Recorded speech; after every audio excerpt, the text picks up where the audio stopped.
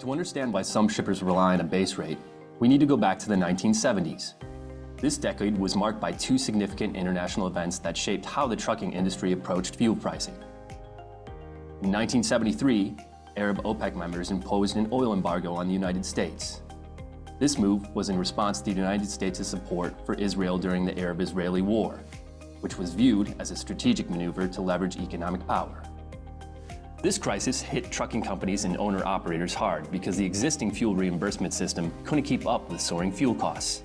The Interstate Commerce Commission granted carriers the ability to implement temporary surcharges to cope with the price surge. But this was just the beginning of a series of challenges that would face the industry. By 1979, reduced oil production due to the Iranian Revolution and subsequent conflict led to another oil shock. The Interstate Commerce Commission responded by allowing carriers to adjust pricing mechanisms, setting the stage for the emergence of base rates. For the next decade, the trucking industry experienced significant deregulation with the passage of the Motor Carrier Act. As a result, competition surged and new pricing models were established to differentiate services. Pricing models introduced a base rate, also referred to as a peg rate. A base rate is the price per gallon of fuel included in line haul rates.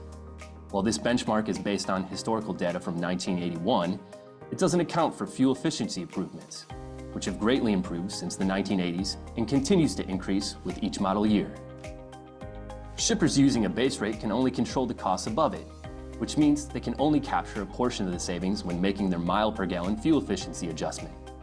This leads to distorted fuel expenses for both shipper and carrier, complicating budgeting processes. By moving to a zero base rate, shippers can separate fuel costs from freight costs, offering greater transparency to transportation and finance teams and their carrier partners for fuel consumed. When fuel costs fluctuate, effective fuel management strategies that reimburse carriers with a zero base rate can accurately account for every market movement and the fuel efficiency. As the industry progresses, the choice between tradition or embracing future fuel management approaches becomes clearer.